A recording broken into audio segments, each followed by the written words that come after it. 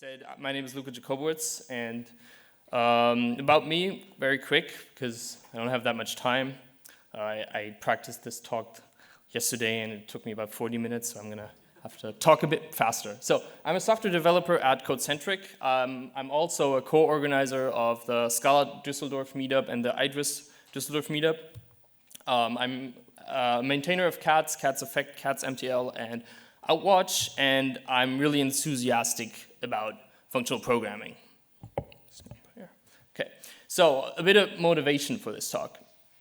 Traversable is my absolute favorite type class. It's super powerful and it's super principled, and it's really awesome, and I hope that you will all recognize it, and I hope that at least afterwards you'll come to the same conclusion as I did.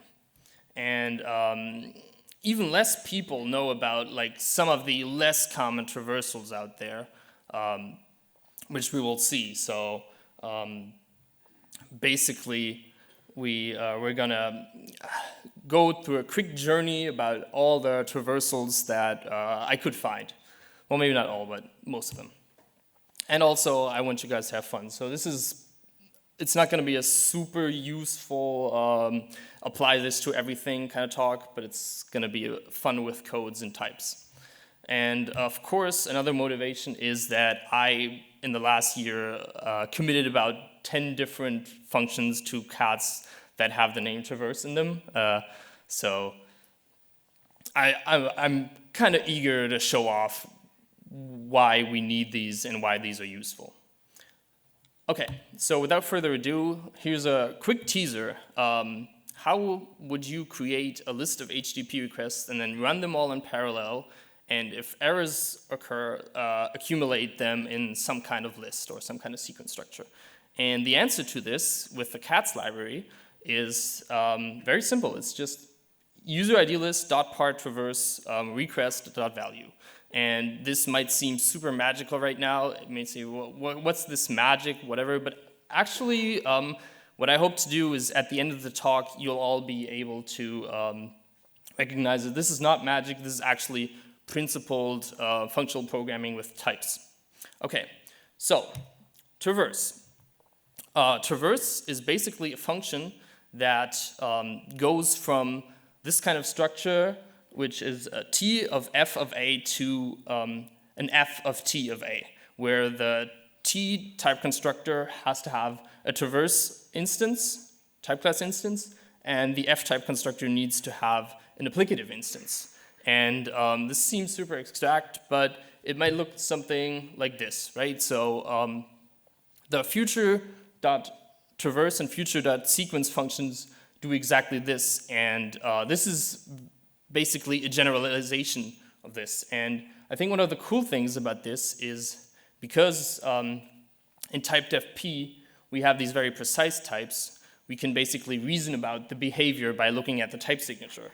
So for example, if you have a list of future A and turn that into a future of list of A, then the behavior can be inferred a bit by this, right? So a list of futures is going to be a list of some future actions, and then a future of list is going to be one single action that will return a list of something at some point. So basically what we do here is we run all the futures inside, and then at the end we return this future with all of the actions that the futures emitted in there. And, but it also could look like this, and this is the power of the traverse type class, is that it's super abstract, and it allows us to abstract over a lot of different behaviors, right? So here we have a vector of option of A, and with traverse we can turn that into an option of vector of A. And again, I think we can basically see the behavior of this function by looking at the types, right? So we have a vector of options of some kind of type, and at the end we get an option of a vector, right? So if all of the values inside the first vector are sums, then the result will also be a sum. And if one of them is none, we will get a none back at the end. I think this showcases a small bit of the power of traverse. So generally, it can be said that traverse runs an action which is notified by this f-type constructor for every element inside a data structure, which is the T, and then it accumulates the results. So traverse, yeah.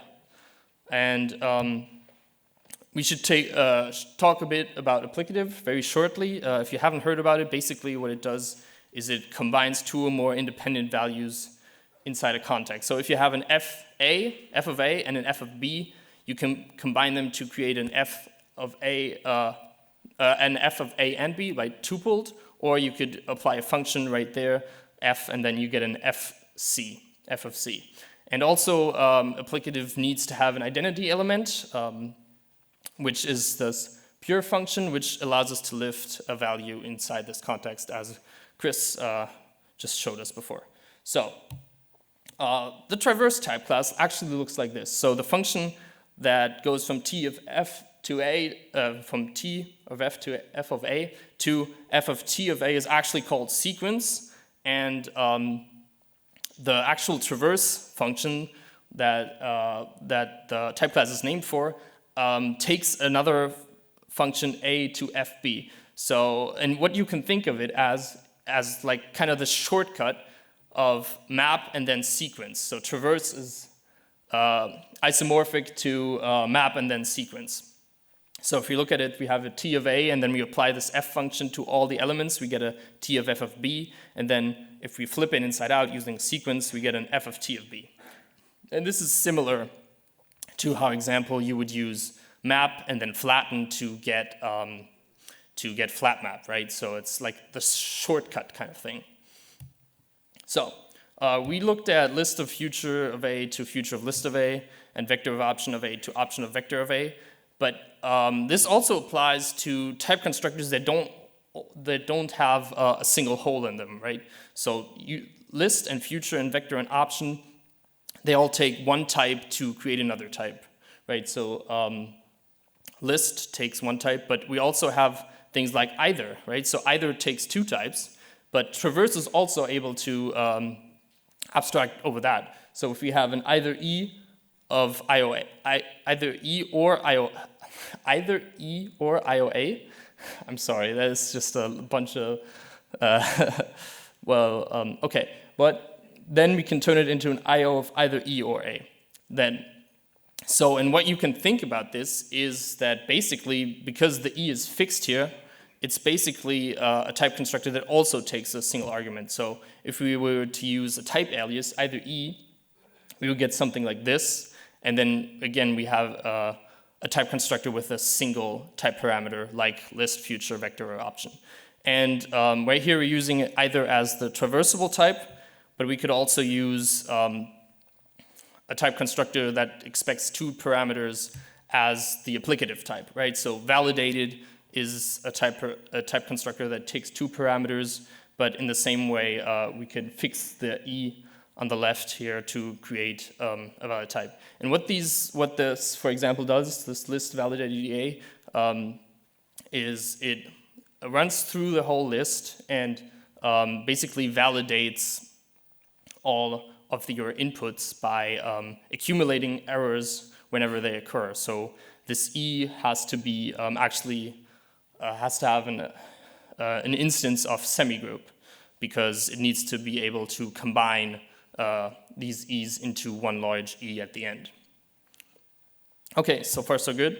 Let's talk about other traversals, right? And I don't know who of you have heard about the foldable type class, but actually fold map, which is the essence of the foldable type class, is just a very specific instance of the traverse functions, right? And this is the foldable type class. It's defined as fold map and fold, which uses a monoid to basically tear down this data structure. For example, we could use it with int monoid, which will add ints together, and we'll have the empty element will be 0. But we could also use something like the product monoid over integers, which would multiply elements and would have 1 as the identity element. And of course, here the same thing applies with traverse and sequence, is that we have fold map is equivalent to calling map and then fold. So we see this kind of relationship a lot.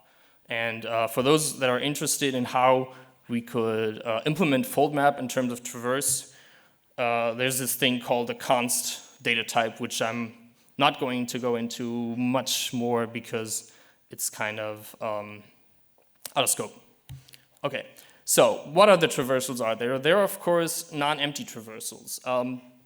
And this, I think, shows that you can basically add constraints to your abstract functions to give them more power, or you can remove constraints to give them less power. And this really depends on the type. So who here has used non-empty lists before? Oh yeah, that's quite a lot. Okay, that's cool. So basically you have this type class called reducible, which is pretty much like foldable, but it's you can only use it with non-empty lists or non-empty vectors, non-empty data structures. And instead of using a monoid, we can use semigroups. So some types don't actually form monoids. For example, non-empty lists themselves, they are only semigroups because they don't have an identity element. There's no empty element. And this allows us to do a couple of things. I will show examples later. And there's also the NonEmpty Traverse type class. And just like the reducible type class, instead of requiring applicative, it requires apply. And apply is a type class that is exactly like applicative, but it doesn't have this pure function.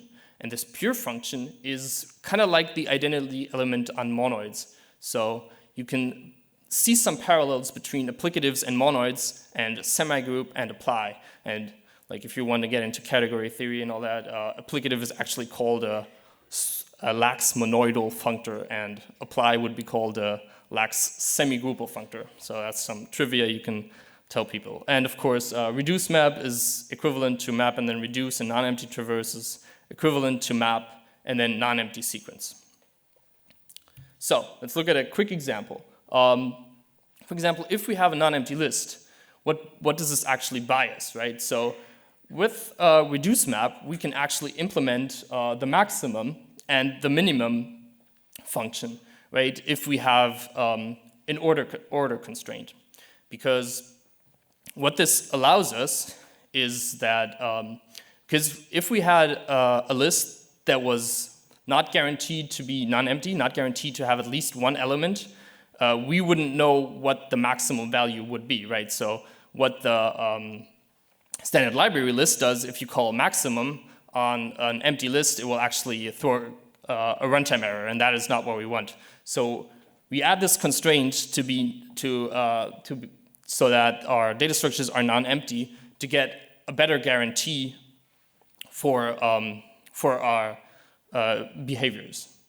Okay, and on the other side, if we were to use non-empty traverse, one of the examples that is most cited when getting to know this apply type class, which doesn't have the pure, is actually the standard map data structure, right? So map, as you can probably think, doesn't have the ability to form an applicative, because for applicative you need to lift a single value of type A into a map. And if you think about it, like for example here we have a map of string and int. How would you lift a single value of int, for example 42, into a map string of int? And the answer is that you can't, right? So map is unable to form an applicative because you would also need a key to go along with that integer. And what I wrote here is a very simple count words application. So this first function counts the words in a given text, and it will return a map of the word and the number it occurred. And then, for example, we might have a text file which is a non-empty list of individual lines. And if we wanted to get something like the number of words in each line, we could use this non-empty traverse, right? So what we do here is you have the lines, and then we traverse with this map data structure. And what we get as a result is a map of string to a non-empty list of integers, which represent the occurrences in each line. So this is pretty cool. And you can think of a lot of different things. This non-empty structure actually really gives you a lot of benefits. Another traversal are those that require commutativity. And I actually learned about commutativity in, I think, 6th grade. And I, at the time, was like, why am I learning this? And now 10 years later, I'm like, oh, okay, this is super useful. So math, I guess, you never know when you're going to need it. So we have this unordered foldable type class. And it basically abstracts over unordered data structures, right? You could think of something like hash sets or hash maps, right? They don't have a specific order of the types, of the elements inside the data structure. But you can also think of something like Apache Spark RDD, which is distributed across like a cluster, for example, and it also can't guarantee an ordering of the data structure. So what we can have here is this unordered fold, which doesn't use a monoid. It has the exact same structure as the fold we saw earlier, but actually uses a commutative monoid. And of course, we will see in a minute why this is the case. And also we have this unordered traverse type class, which is basically the traverse equivalent of unordered foldable. And we have this unordered sequence function that instead of taking an applicative, it takes a commutative applicative. So let's look at what this means. So the commutative property basically means that if you combine an A and a B, it should be the same as combining a B and an A, right? So, for example, you can think of integers with multiplication and addition. They are commutative, but if you were to use division or subtraction, right, A minus B is not the same as B minus A, or if A plus B is the same as B plus A. This is 6th grade math. It's nothing special. Yeah, so example data types are int, which is not that super useful, but what is actually useful is something like set of string, right? So the usual monoid on a set of string forms the union, right? So if you combine two sets, it will form the union of those two sets, and that is actually a commutative operation. So we can use that. So if we look at a very simple example, we have like a hash set of users, and we want to actually fold over that.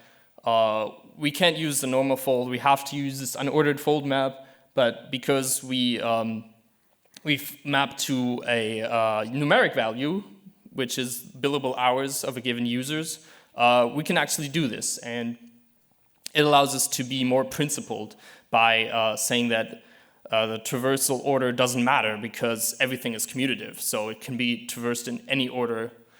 It doesn't matter. And of course, for commutative applicative, we have these kind of equivalents, which looks a bit crazy, but basically the only difference between these two function applications is that the first one calls FA, comma FB, and the second one calls FB, comma FA. Right, so for example, if you say either and then flat map another either, it has to be the same as the first one and then the second one. And this can be expressed using this neat operator that Katz and Scalar Z, for example, provide, which is the star, I don't know, the half TIE fighter operator. There's no good name. We've recently had a couple of issues with this regarding naming. So, but basically it says that one the first effect and then the second effect, and the other way around is run the second effect before the first one. And if this applicative type is commutative, then it will these values will be the exact same. And examples of commutative applicatives are, for example, option or something called validated NES. And you could see that, for example, either does not form a commutative applicative because if either short circuits on errors, right? So if you have an error and then you flat map to another type, it might be different than first flat mapping that right error and then going to the left error, right? So because of this short circuitness, this either doesn't commute, it always fails on the first failure it gets. And so let's look at this validated NES. Who here has used validated NEL? Oh, that's quite a few. Okay. So NES stands for non-empty set. And it's similar to a non-empty list, of course, but it's a set. And because sets are commutative, monoids, non-empty sets, of course, are also commutative semigroups.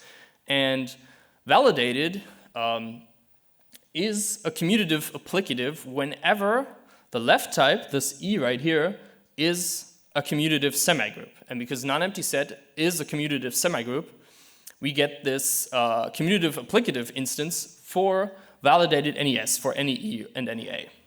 And what we can do with this, for example, is we have this user RDD called users right here, and then we can traverse a validation function over it, and then what we get in the end is either a non-empty set of errors, or we get the valid RDD of users. And that's pretty powerful in my opinion. And it, of course, it guarantees that the results are always the same, no matter their iteration order because of commutativity. Cool. Next thing is called flat traverse. And this has been in CATS for a long time. It used to be called Traverse M. I think that's what it's still called in Scalar Z. Correct me if I'm wrong, but yeah. And what it does is it requires an extra constraint on the traverse type itself, that it also must be flat mappable. Right here, you can see it by the flat map, the implicit right there.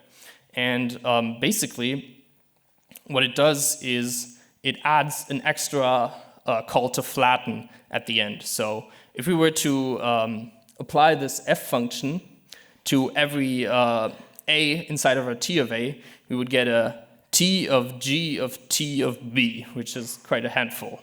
So if we traverse that, we would get a g of t of b, right? And a t of b, and we also have a flat map, we can flatten that. So we get a g of t of b out in the end, yeah. And this might sound crazy, and it kind of is, but it can be pretty useful. I've used it a lot. So for example, we might have this option of a user called maybe user, and we might want to fetch an address for this specific user.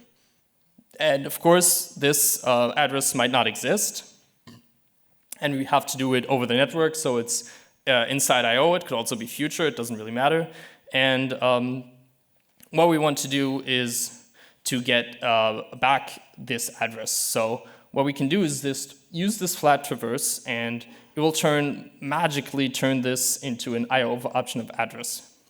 Yeah, it makes sense if you look at the types. I'm not going to explain it much further. Check it out, it's cool. And then we come to one of my favorite topics, which is parallelism. And if you've seen some of my talks before, I basically talk about this parallel type class a lot. And this parallel type class basically abstracts over the difference between monads and applicatives, right? So monads basically encode dependent effects, while applicatives encode independent effects. And sometimes we have these types that could form both. So for example, either is isomorphic to the validated data type, and we can basically use this parallel function k, which is a natural transformation, and basically means turn any m into any f. And the sequential, it means turn any f into any m. So we can turn these types into each other, right? So they're completely isomorphic. And if you use CATS test kits, if you use the laws, this will actually be guaranteed. And what this means, for example, is if our monad is either, and our applicative is validated, and And now we want to combine want to combine two independent either values.